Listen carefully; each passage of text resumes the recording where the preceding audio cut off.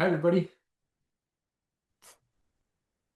Good afternoon if you're on the east. If you're in the west, good morning. Just letting folks in as they trickle in, and then we'll get started pretty quickly. Um, Hopefully, I know it's August 19th, but hopefully some of you are still awaiting the first day of school. Maybe you've got a week or two or three in some cases left. Others I know across the US have already started. So if you're in that situation, hopefully the start of the school year has been nice and smooth for you. Oh yeah, I see a lot of familiar names and faces too, which is nice. Um, Gary, specifically, I live in like the Rochester, Buffalo, New York area. Your last name would play really well here, being that it's Bills, Gary Bills. So everybody would be cheering you on. I'll tell you that. Okay. Well, as people trickle in, I'll admit, but I wanna make sure that especially in this kind of crazy time of the summer or start of the school year, depending on where your district is, I want to make sure we use your time really well. Welcome to a Droplet Live training. This one's called Master Datasets, and so it's all about datasets within Droplet. I can start by saying that if you are brand new to building droplet forms, this is a good one to attend, but might be one that you'll want to watch later on once you've had a little bit of form building under your belt. What we're going to talk about in this one is something that's maybe an intermediate level. And so certainly everybody's welcome to stay. Everybody's, of course, welcome to attend. Um, but I will tell you this next week, if you're in that boat where you're looking for some kind of, brand new to droplet sort of training, next week we have Forms 101, which is kind of our flagship basic training. That's also Tuesday at 1 p.m. Eastern, 10 a.m. Pacific. The following week, when we start September again, we're gonna run Forms 101 one more time. So if you're feeling like you really want to get some extra practice or you can't make next week, is available for you as well. And this is in response to a lot of your feedback about live training, which has been excellent. We're starting a new live training session. In fact, this one is brand new too. This is the first time we've done master data sets. But similarly is going to be smart assignees. And so that's on Tuesday, September 9th. Idea behind that is a lot of times you want an assignee at a workflow step to be different based on conditions. Maybe it's a school drop down, which we'll talk about in this training too. So mark your calendars for that.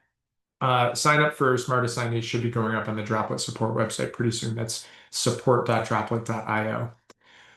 Well, great. For those of you I have not had the pleasure of meeting, my name is Nick Duell. I'm the subject matter expert here at Droplet. I was actually a high school chemistry teacher and then a high school assistant principal, and then moved into district administration and was the director of instructional tech for a mid-size urban district in Massachusetts. And found Droplet and rolled it out in my district and loved it so much I joined the team. So it's an interesting perspective I come at this with because, in a sense, I've kind of been on your side of this training, where I was at one point learning how to build data sets. And so certainly tap into my experience by coming off of mute if you have questions. My district experience is going to be a little different from yours, but there's a lot of commonalities too. And so happy to lead this, happy to answer your questions as they pop up. Feel free to ask away. I am also monitoring chat. Dr. Sledge says, "Good morning. Will we receive the link to the recording of this session?" Absolutely, you will. This will also be posted on the Droplet support website and on YouTube. I'll also be sending you a little care package.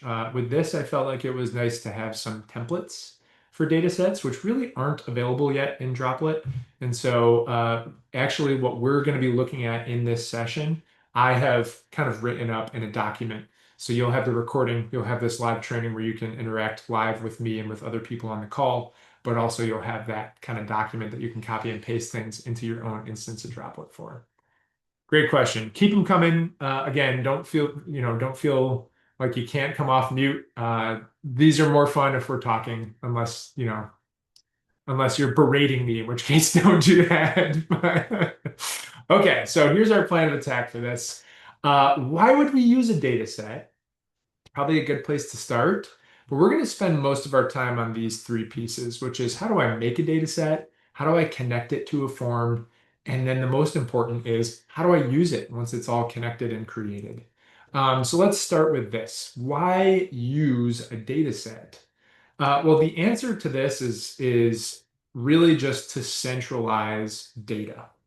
And that way you can connect as many forms within Droplet as you want to that one single source of truth. That's why you'd use a data set. You're repeating maybe a list of schools or a list of principals or budget codes over and over again on forms. Instead of doing that, might as well just list them in one spot and then kind of make that as the sole source of truth for that set of data. What this does for you is it makes your data uniform. If you've got a list of schools, I know this has happened in my own district where we might refer to one school by its full name on one form and then maybe by a shorthand name like HS instead of high school on another form. Well, that made it really, really hard for us to pull reports together and be able to find, exact same references to that school across multiple different forms.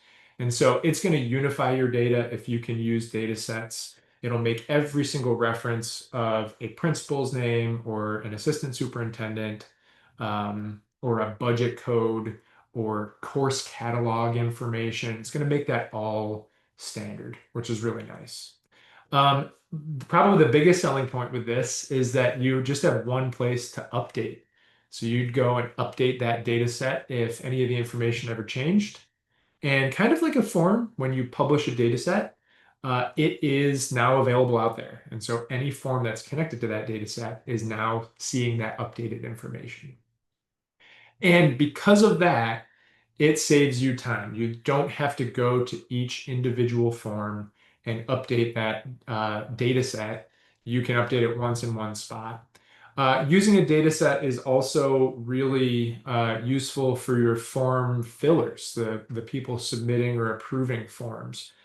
Because if they can choose from pre-filled data set options instead of typing in school names or budget codes, or course information like the course, code and title, things like that, it's going to save them a ton of time too. So it's kind of a win all around.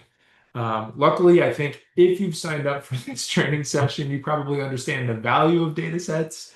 So, any questions really on what a data set is before we jump into how to make one and how to use it?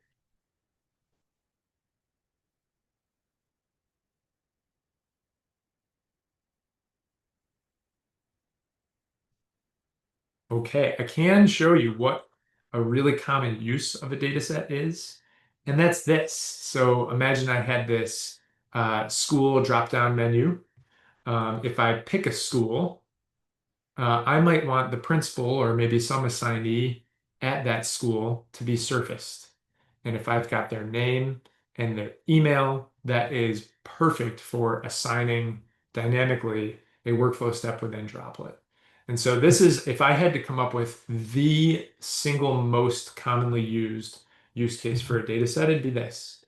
It'd be let's list out our schools and let's have our principal information there. And for that reason, that's the use case we're going to use in this training. So we're going to create a data set of schools, and we're going to list principal and maybe an office assistant or an assistant principal's information underneath it. We'll connect it to a form. I've got a building use request form that's just kind of bare bones, enough to give you an idea of how an actual form could kind of take in this data set information and use it for assigning. And like I said, we're going to use this to actually look up, okay, once somebody has picked a school, who is the principal of that school, and let's assign that person in the workflow. Okay, so before we jump into Droplet, The most common data set, like I mentioned, is a listing of schools and relevant information for those schools. So you can kind of think of this like an org chart where in your district you've got schools. Maybe there are four schools, school A, B, C, and D. Within those schools, there's a principal or maybe some other administrator. Here, I'm going to use this kind of standard term of principal for each of these. And then just to throw in another item, I put assistant. This could be an assistant principal. It could be an administrative assistant. Now, these are people. So within them, we would have maybe their names and emails, but we could also have other information like an employee ID number, something like that. But most often we see names and emails because this is the absolute minimum amount of information that you'd need to be able to assign a droplet submission to someone. So this is kind of a standard, almost like an org chart, right? In Droplet, when you build a data set, you're building kind of like this, but it's set up in a column structure. So the leftmost column is your highest, in this case, schools or each of the individual schools. And as you move from left to right within the dataset builder of Droplet, you're kind of getting more and more narrow. So if I took this exact almost org chart visual and just flipped it, this is kind of like what you'd be seeing as you're building out a data set in Droplet. You'd see maybe this layer that has the four schools, and when you click on one of the schools, you can see this layer within it, principal and assistant. When you click on one of these, you can see this layer within it, their name and their email. And so these here, if we just have this example of four schools, are what's referred to as objects.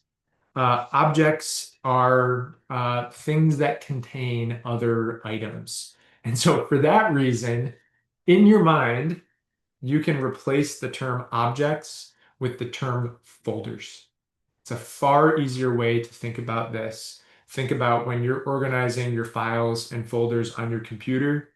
You're tucking files into folders. Folders can contain other folders. They can contain files, of course. It's helpful when I was first learning data sets to think of the structure as objects are folders.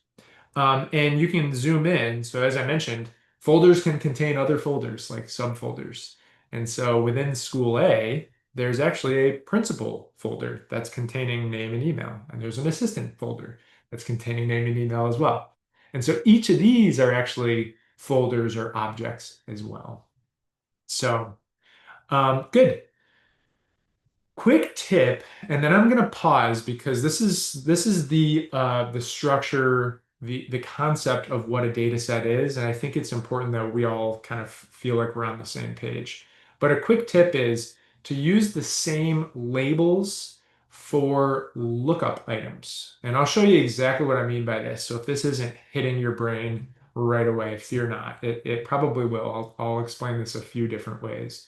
Um, so this is what I mean by lookup items. The principal at each school, notice it's labeled exactly identically. Capital P, principal. It's not lowercase p in some cases. It's not admin or director, even though that school might refer to their equivalent of a principal as maybe the director. Um, for the purpose of this kind of lookup, it's important to almost have a key by which you go and find school A's principal. Let me give you another example. Let's say we have this drop down here for location, which we'll build in just a second. But I could open up this drop down, and if I picked on school A, well, I want Droplet to know to go to school A. And if I want the principal of school A, if I'm referring to principal the same way every time, capital P, principal, then it doesn't matter what school I choose. I could go and choose school B. Droplet's then going to go and find school B's principal. But if this instead was labeled something different, well, it's not going to know exactly, where to find that. So this is just a little tip. Try to keep your data, how you list your data, especially for things that are almost like keys, list them identically. It's going to help your entire process kind of know where to get information from as you go and do lookups within that data set. How's everybody feeling so far? Any questions right off the bat that have bubbled up? And don't be afraid to ask questions. If it's something that's coming up soon, I'll let you know that. But you're here to learn, so ask away.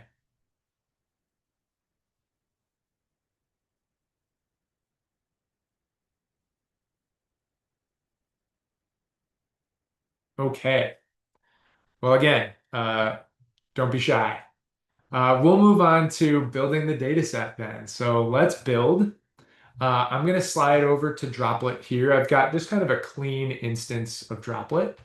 I'm on the home page and I'm going to go to Datasets. Now, if you don't have access to the Datasets page, it probably means that you don't have access to build or maintain datasets. It's unlikely that it means that your organization doesn't have datasets. Most organizations do at this point. So if you're missing that, what I would do is contact the main kind of point of contact that oversees Droplet for your organization. If you are the main point of contact that oversees Droplet in your district, send me an email or stick around at the end of this training, and we can make sure you have that datasets page added. Okay, I'm going to make a new dataset. And for this, two pieces of information are required, just the name of the dataset and the description. I'm going to be so creative and call this schools. And the description will be schools with principals and assistants. And then I'll hit create. Okay, great. Now this is the very bare bones initial view of what a data set looks like. And notice off to the left, you see a column. This is actually our very first column within our data set. If we look back at this, actually, let me go back a little bit more to here. The schools data set is now containing everything that we haven't yet built from here. So we've just created this layer of it. We've created the data set. Now we're going to go and add the schools. So we have this add button here. This is going to add a new entry, but it defaults to a type of text. And we want to change this to be one of those folders. So we're going to pick this option, which is object. It looks like a box, which is another way to think about it. You know, you can have a box that contains items, and one of those items could be more boxes. So let's click on object. Now, one thing you'll notice straight away is it just created a second column. So now although we haven't yet named this here, we have access to a new layer that sits within this. So I'm going to give this a label, and I'm going to call it School A. And the moment I click away, you can see that the label is here for this update. And then within this, I'm going to add, let's reference this, I'm going to add our principal. Now this is also an object because it's containing other things. So I'm going to change this from text to object again. And I'm going to give this a label principal. And oh, I always want to check my spelling because you mix up a C and an I or a P and an A or something, and now your lookup is broken. So be careful of that. Uh, Another thing to highlight, I just added an object within this school object. Look, I now have a third layer. So you're kind of building folders and subfolders, which will be really helpful for you to kind of create this little breadcrumb path. See this in the top left here? This is going to be really useful for figuring out where within the data set am I right now. So now we're at this principal layer. Here's where I can add two pieces of information, the name and the email. Now for this, when I add just a new item to this principal layer, I actually do want to keep text in this case because what I'm going to be doing is giving this a label, name, and then I'm going to be giving this item its value. So this is label and value. And for this, I'll just put principal A. And then within this same layer, I'm going to put email for the label, and the value would be the principal's email address, droplet.io. Okay, I'll hit save. Could I continue to add objects to the principal level? Totally. In this case, though, we're just building this, and this is a pretty representative data set. So if you haven't yet built data sets, this one is going to be a good one to construct for your own district. Um, I'll also be giving you a document that has this kind of all built out for you as well. How are we feeling so far? We've just built school A within our new data set. Ooh, I gotta add my assistant. So while I'm doing that, does anybody have any questions so far about what we've seen?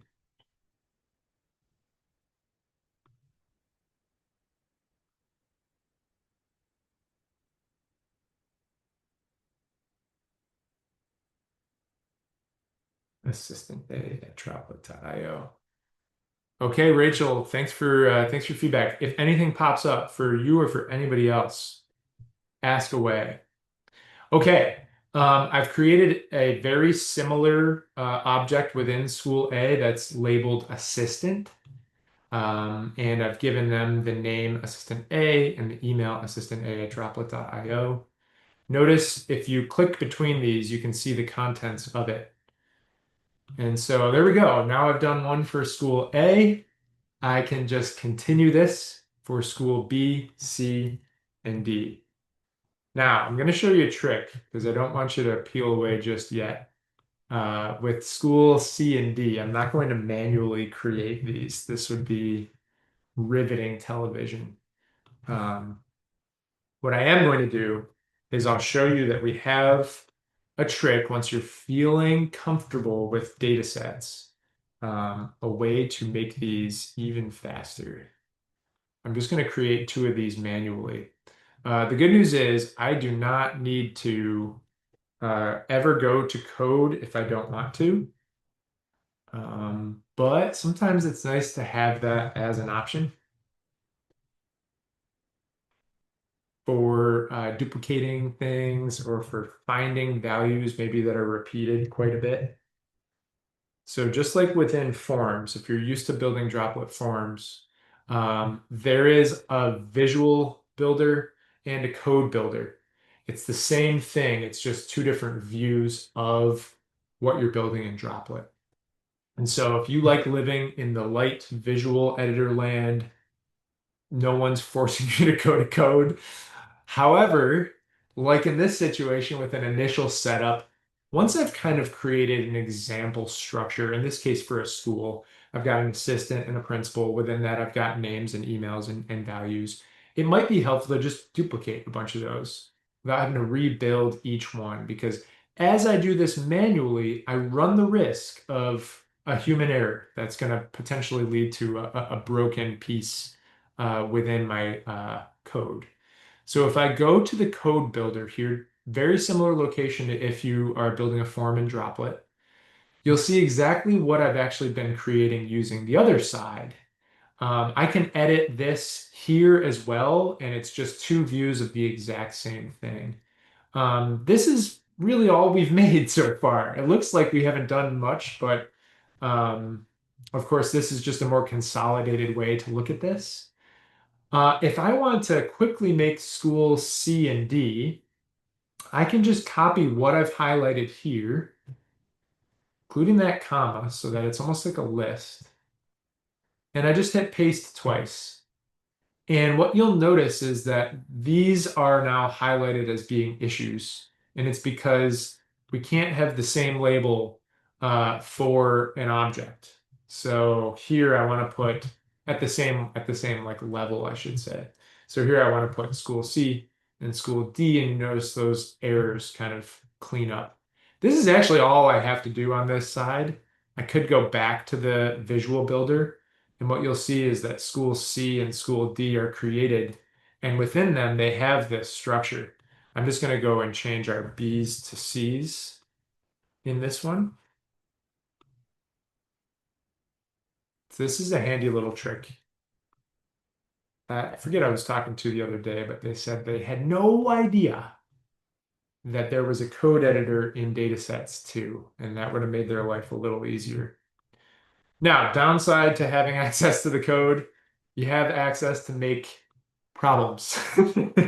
There's pluses and minuses to both of these. This is a slightly more tedious way to do it, but is far safer.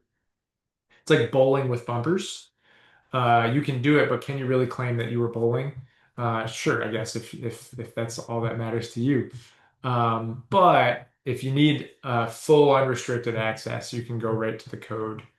The other little tip, this is called, it's all about mastering data sets. So if, for those of you playing at home, this structure here is called JSON. It's JSON, and it stands for JavaScript Object Notation. A lot of districts that I work with will take a spreadsheet of information, they'll bring it over to something like ChatGPT, and they'll say, hey, format this for me as JSON. That's really helpful. Of course, it's might ask you some questions. It might be a good thing for you to say, "Hey, ask me questions first before you give me this." And then what's really nice is whatever it gives you, you could just pop it right into the code editor here, and then make tweaks, of course, as you need to. But when you're first setting up a data set, it's more about getting the structure right so that it's going to be nice and easy for a lot of different forms to use your data set. Over time, if you're just changing out principal or assistant, name and email information, using the visual editor is far easier because you can just go right to the school, right to the principal, right to the name, and adjust it right here. Okay, how are we feeling so far? Okay, I do have a question. Yes, go ahead. Dr. We are currently in the system and we are needing to add Okay. schools to our particular data sets. So would we follow the same process you have? Yeah, if you're within a data set, and let's say, for example, you need to add another school, you could just click this add button here. It's going to add a new item for you at that level. And then you can go and construct kind of exactly what you need. What I would do is whatever level you're adding at, I would try to have that new item mirror the setup of any other items at the same level. Uh, Okay, so with that being said, we have, instead of saying school A, school B, we yep. actually have the school name Yep. right there. So that's okay as well. Oh my gosh, Will it yes. maintain the same structure if I, Absolutely. Yeah, the okay, label here for things that people are going to choose from, like a list of schools, can be different. okay, Totally. School A is, I mean, is just for the purpose of this training. I could okay, good deal. call this like North High School. In fact, Perfect. that's probably what you would refer to it here. Yeah. So imagine replacing school A, B, C, and D with your own actual school names. Good Okay, question. perfect. Good question. Yep. And if it's easier, instead of going and building this, I'm not sure how many items are underneath each of your schools, but if there are a lot, what I might do is sneak over to the dark side here by going to the code builder, finding one of your schools. See these pink braces here? If you click next to a starting brace, it'll highlight where the end is. And I would just grab one of those, copy and paste it, and then you can just change it to reflect whatever that new school is you're adding. That'd be a really good way to make sure that your lookup keys within it stay the same as everything else. Good, good. Thank you for asking. Great question. Okay, so let's pop back here. We did build our data set. Our data set's ready to go. We talked about the difference between the visual editor and the code editor, some pluses and minuses there. Let's publish our data set. The next thing we're going to do is connect it to a form and then use it within a form. So to publish, it's just like a form. In the top right, we would hit publish. Thing with data sets that I want to really call out is that you shouldn't be putting any sensitive data into data sets. Anything that maybe would be considered PII, um, FERPA, HIPAA, COPA protected type of information should not exist in a data set. And so for every district, you're going to kind of decide where that line is. Um, the most common examples of things I've given have been like course catalog info, school info, and basically anything that could be publicly looked up, or maybe is an internal thing but isn't personally identifiable, like account codes, budget line items, and things like that. All totally fine. When you start getting into like student ID numbers, names, addresses, birth dates, social security numbers, certainly something you would not want to put into a data set within Droplet. Um, and then similar to forms, when you publish a form that or a data set, that version is locked. And so if you need to make any changes to that, you would just create a new draft, make your changes, and then now you're publishing version 2, and so on. The forms that are connected to your data set are always going to just be looking at the most recently published data set, just like links to your forms are always looking at the most recently published version of your form, which is what this says here, actually. So I'll hit publish. Okay, published. Let's move on to our next piece, which is how do we connect it to a form? Now, this is about to get a little easier, but I'll show you. In fact, this is a little plug here for our support website. I'm here at support.droplet.io. If we search for connect a dataset, you'll get as the top hit this article here, which actually has a lot of great information about how to both connect and use a data set. We've got a little video. We also have step-by-step instructions. And so essentially, once we've published a data set, this is actually similar to Google Sheets and Google Docs. It's given this little ID within the URL. We want to grab that and essentially paste it into the form, is essentially what we're doing here. So I'll show you. Let me go over to Droplet. I'm going to back out of my data set and I'm going to pull up a form. This building use request form is good. So I want to hook up my new schools data set to this form. I'm going to go to the code builder here, and then I'm going to go to the datasets tab. And if you have not hooked up any data sets to a form yet, it's going to start like this. You want to keep this structure here where you have local and global. Difference between these two, a local data set is a data set that lives within a form. It might be something that you don't really care if it's used for other forms. It's just specific to this particular form. I don't think you should use a local data set. Always, my advice to you is to use a global data set, which is what we've just built. So local data sets don't have a visual editor to them, just like what we were playing in before. So just for a variety of reasons, you want to essentially hook up your data set right within these global curly braces. And so here's how we're going to do that. We're going to put the data set name in quotes like this. And then we're going to have this little set of curly braces that says, hey, what's the data set ID? And so I can copy this and go right over to here. Within those curly braces, I'm going to paste. And now we have to adjust two things, the dataset name and the dataset ID from URL. Well, for this, I'm going to call this maybe locations. Or no, maybe I'll call this schools. That makes more sense because it's not just all locations within the district, it's just the schools within them. This gives my dataset an ID that I can then reference on my form. And then the last thing I need to do is say, hey, from my datasets page, what is that URL? So let me zoom back out. And actually, I'm going to duplicate. I'm going to pull up my datasets tab here. Datasets. So here's my schools dataset that we just built. If I go up to the top, I can see this kind of 6-character alphanumeric code. I'll just copy that. And then over in my form, I'm going to paste that here. Now, let's call timeout for a second. Ugh. There is a easier way to do this, and it's actually right over on this support website.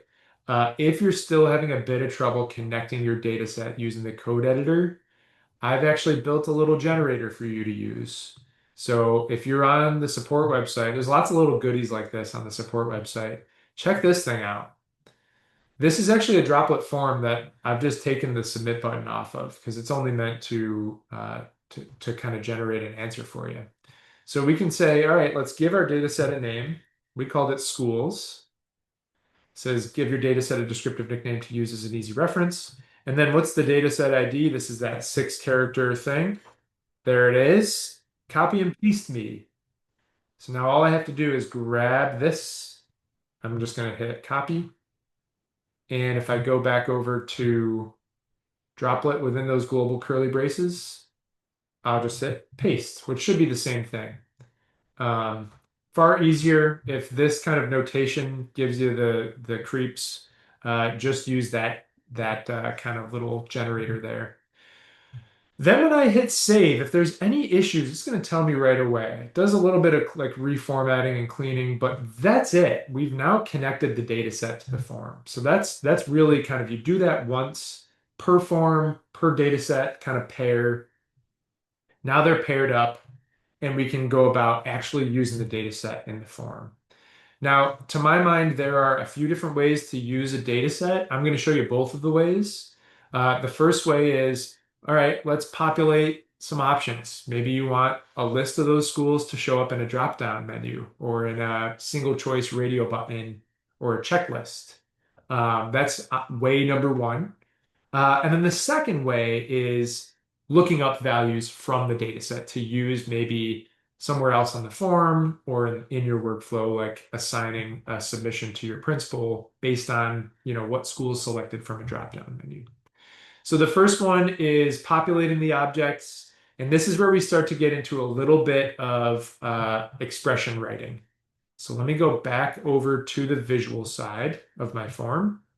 And let's say on this location drop-down menu, I want my schools to be listed there, school A, B, C, D. I'll click on this, and then I'm going to change the options from list to logic.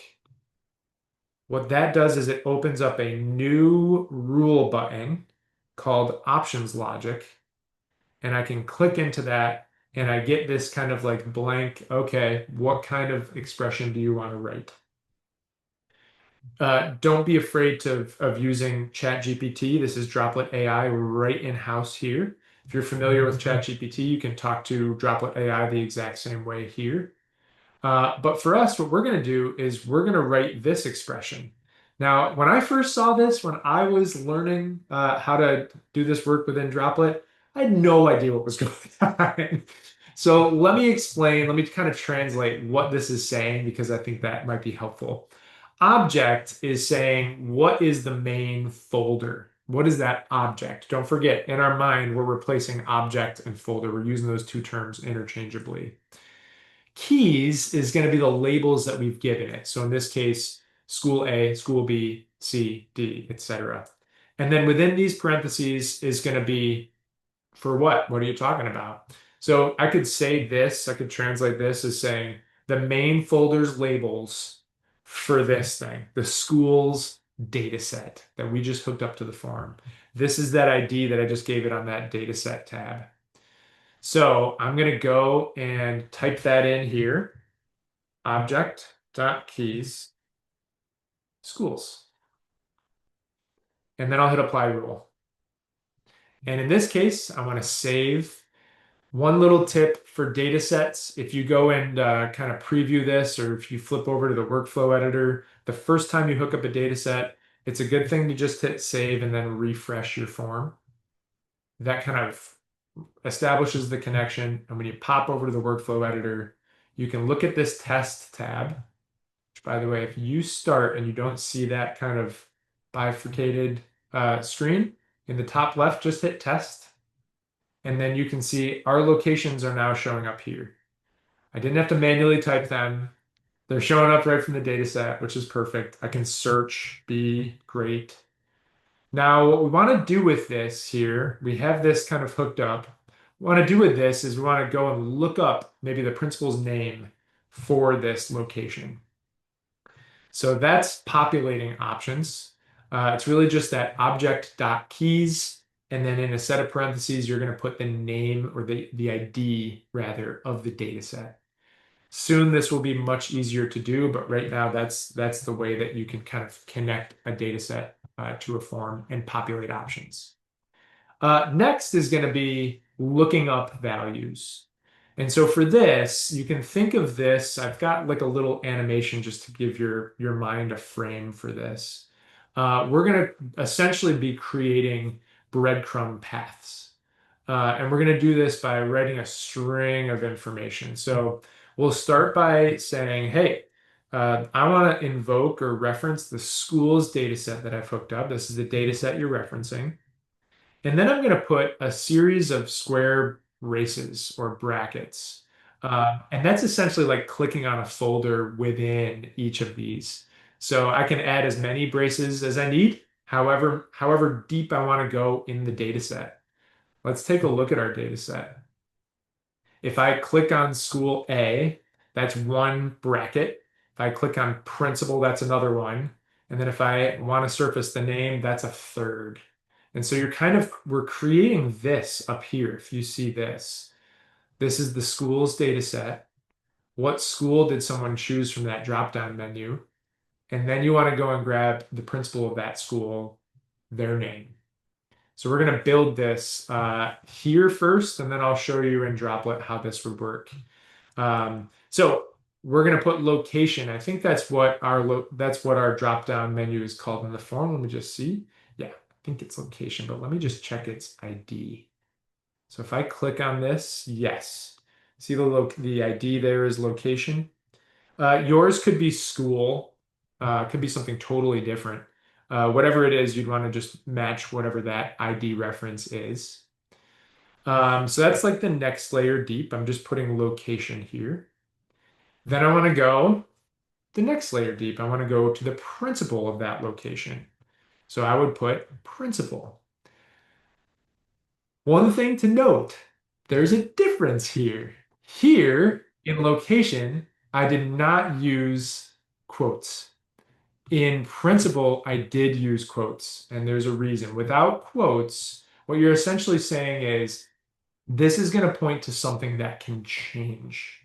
This location reference is a variable. It's a field ID. And so as people change those drop-down menu options, you want it to dynamically look at whatever they've selected. So you can think of this as saying, find the value of the location field on my form. Whereas principal with quotes is going to point to something that's static. It's always staying the same. And so this really means find exactly the principal object in my data set at this level. So let's kind of compare this again to where we are in the data set. The school that's chosen might change here, but what's staying the same no matter what school is selected is this object's label here of principal. And so we want that to be in quotes because this will never change. But this, we want it to really just kind of look at, well, what's the value that the user has chosen from the form? Okay, and then last little piece, we want to keep going one layer deeper to the name of that principal. And I want to pause here just for a second for some questions. Any questions out there about this? This is probably the most intense part of this entire training is how to actually use the data set once it's hooked up. Dr. Sledge Murphy has a question. Do you have to create a new data set for each role located on a form? No, you wouldn't need to create a new data set. You might want to list out roles within your data set, and then you could surface those roles as maybe a field where someone is choosing their role. I'm assuming that you mean role like position within your district, but feel free to come off mute if you want to clarify. Yes, sir. That's what I'm talking about. For instance, we have one form, but on each form there's a different role. Uh-huh. Like for instance, we may have uh, a tutor, Yep. title, master teacher, mentor teacher. So when they click on that role, it would send them based on their role to a different supervisor. That's a if it's connected to the location. We try to have it connected to the location. Then that Yep. tells it the workflow, which supervisor it will go to. However, even though they're using the same form, sometimes even they will go, like for instance, a mentor teacher will go straight to a supervisor in the Sure. workflow without going through all the other people that you would go through with a different title. Totally. Totally. In that situation, I would imagine maybe two data sets. One that lists out your locations, and then another that lists maybe supervisors. Within the supervisors might be the roles. Or flip it around. You could list out all the roles and then underneath, list those as objects. Underneath those objects might be the name and email of that role's supervisor. Um, it's a little easier to use it the way I just described, where you've got roles all listed out as objects, and then within them you've got the supervisors.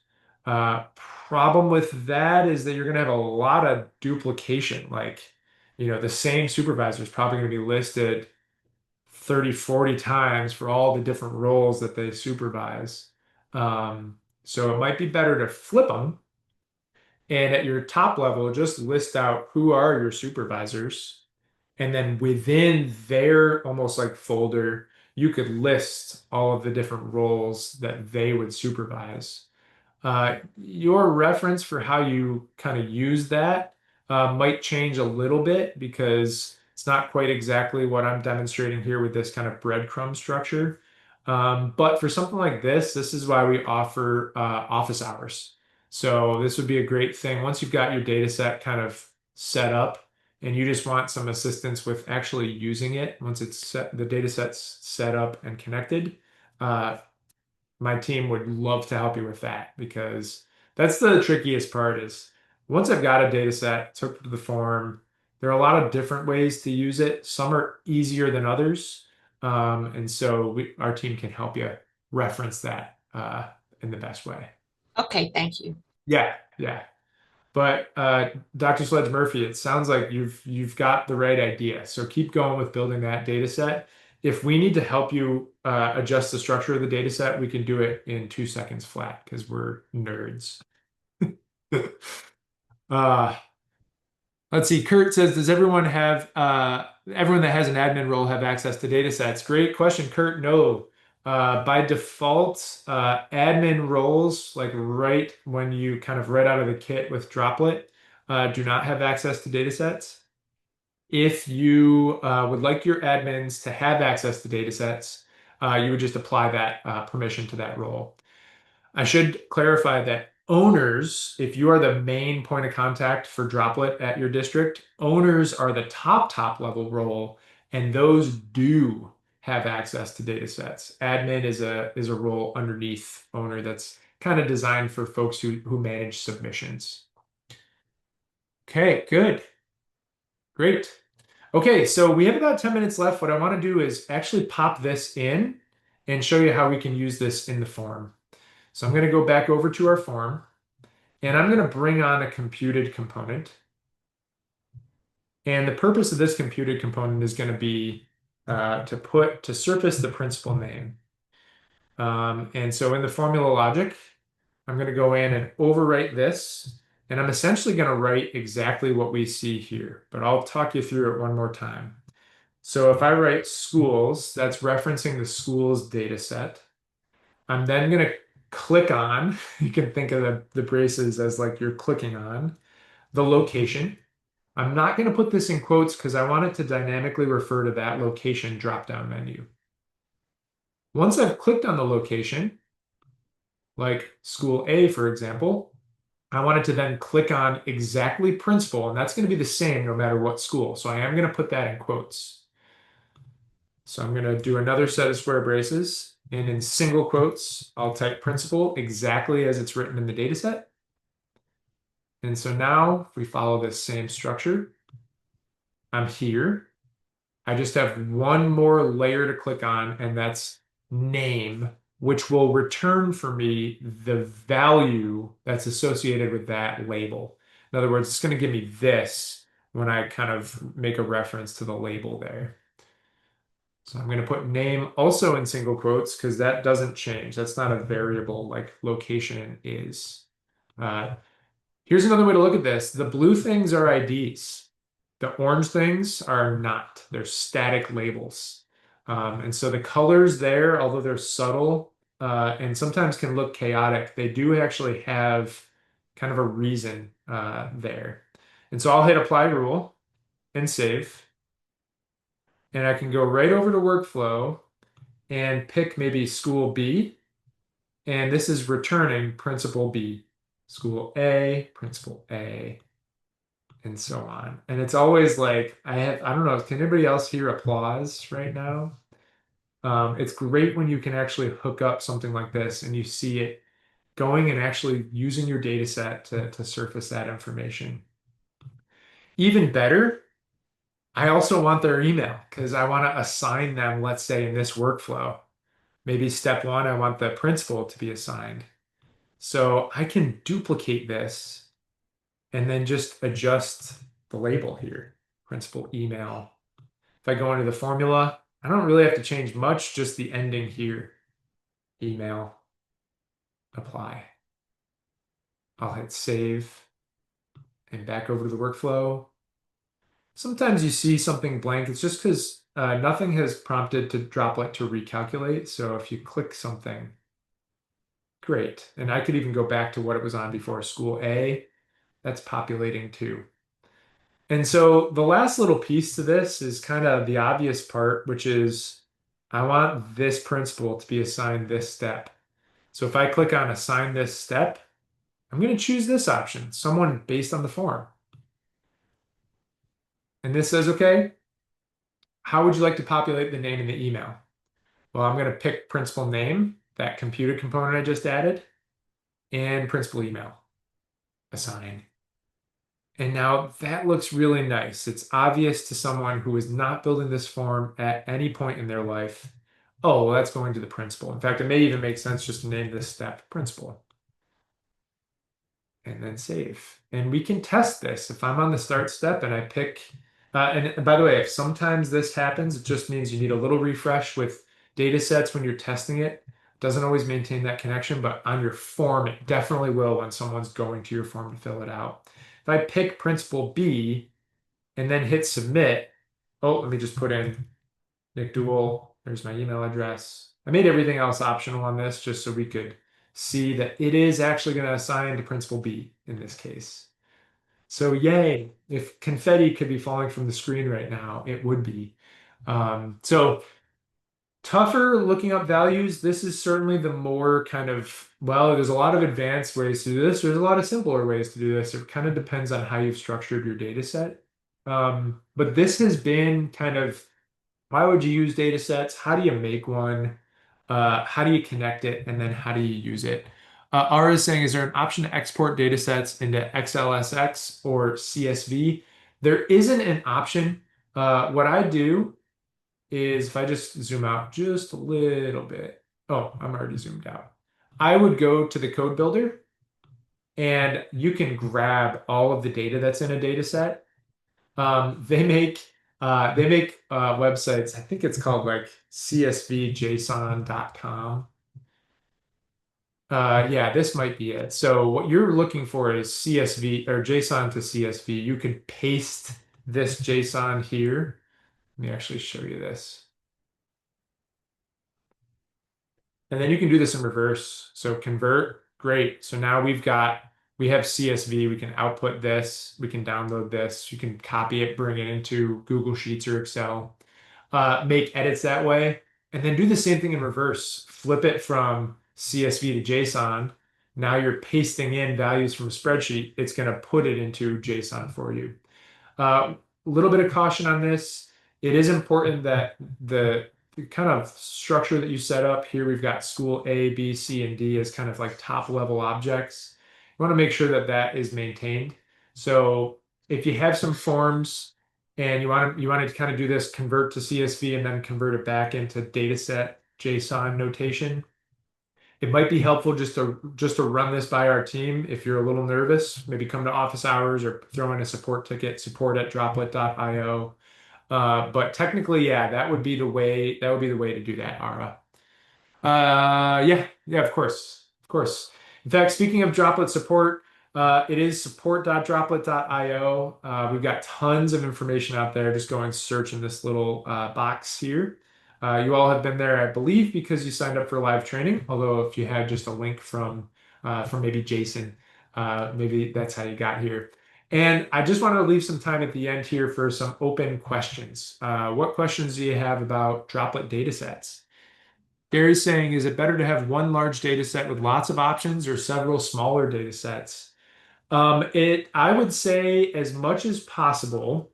This is, by the way, if you talk to any member of our team, they may give you opposing answers. There's no one right answer, Gary. Generally speaking, the more that you can put into a single data set, the better. As long as you're not having to really modify the structure of the data set once you're adding more information to it. There's no harm with having as many data sets hooked up to your forms as possible. And so if you ever feel like, hey, this would be way cleaner if I just made a new data set, hooked that one up to, and then used that, that's perfectly fine. In those code references where we were making that breadcrumb path, you can make reference to a school and then maybe within that to a budget code that's within the school that might be from a totally different data set. That works perfectly fine. I think, Gary, the question you'll have to answer is what you're about to add closely related to an existing data set? If so, add it to the existing data set. If it's different enough, like list of school locations and course catalog information, I'd say it maybe makes sense to just do two separate data sets in that case. Catherine, this was really helpful. Thank you. Including positions. Yes. Yes. Felicia, you're absolutely right. Positions can have a lot associated with it. Supervisors, it could be locations, it could be position control numbers or PCNs if you're using Munis for your ERP. And so yes, positions that's not sensitive data. It's a great application of droplet data sets. Is anybody on the call using data sets for something that they think is kind of a clever use?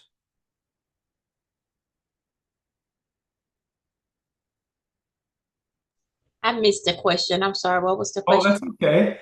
I just asked if anybody was using data sets for something that they think is kind of clever. Like, ooh, I wonder if other districts know that they could use data sets for this. No, I think I was just pretty standard. Yeah, yeah. We're not that advanced yet. Yes, that's the operative word in that. We have a data set up for our funding source codes, like our organ object codes for some of our forms that we use. And that's been really helpful to just auto populate that in some of our forms for our users so there's not typos and things like that. Katie, what a great idea. And then with that, your orgs and objects and like fund codes and activities, I'm assuming, is that all right? Yes, That all might lead to one approver that oversees that. correct. Yeah, we're able to do the workflow based on the funding source and the approvals, that are required for each funding type. That's an excellent use. Nice. Kurt, I see you're off mute there. Well, I have that's a just what I question. was going to ask about because I know we use it for a timesheet, and that makes complete sense what Katie was talking about because we have a common funding, but then also like in terms of like an actual hourly rate, because I know that gets updated on an annual basis, Uh-huh. and Yeah. so going in there and being able to change that annual rate, I would love to be able to do that and not have to pester you guys to do that. Oh my gosh, yeah. In fact, data sets, it sounds like they have to be these large maps of information. You could have a data set that just has one item in it, that's that hourly rate. And then you hook up that data set to every form that might use it. And every year you change that one spot. Now all your forms are updated. So they don't have to be these kind of crazy, like, let's breadcrumb our way through this structure. Another good example, the school year. You could have a data set that maybe just has kind of global variables, global things that, with some regularity, maybe it's once a year, maybe it's once a month, you're updating. 24, 25 is last year. 25, 26 is this year. Wow, I'm way off, right? 26, 27 is next year. That's right. And so another really common kind of global variable would be maybe the mileage rate. If you're using Droplet for mileage reimbursements, that the IRS tends to update that each year. And so, yeah, looking for little ways to use data sets. It doesn't have to be as complex as the most advanced use case for sure. One more I can think of, and then I'll let you all go. My district would use when we were doing a like a staffing request. We might have those requesting a new position select if it was a union-based position, they might select the step and column and what, would kind of for the year would determine what's their salary. And so that was really helpful because that kind of breadcrumbs right down. You drill into a particular school year, a particular column, particular step within that column. What's the salary information? So really unique ways to use data sets and then have the forms almost like little applications. They're less like forms that people just fill out and more like thinkers. And data sets help power that. Great. Well, thank you for coming. I'm going to send you all a quick 2-minute survey right next. So any information that you can provide me, it's an anonymous survey. So really beat me up. Give me some constructive criticism on this first one. This was the first go. And so I'm really, really going to be looking forward to your feedback on this. The other piece is that I'll have the video for you and this document here, which has the sample data set that we built. So you can copy and paste this and kind of play with this a little bit. I also put in some directions for how to connect the data set to your form, how to use the schools as field options. There's another little piece here. You can add .sort at the end to alphabetize your options if you want them to be alphabetical. And then just a couple examples. This is everything that we used in this training. I just want to give this to you in another format so you can very quickly kind of reference this without having to rewatch the video in its entirety. So coming to you soon. Thanks, everybody. Appreciate you coming.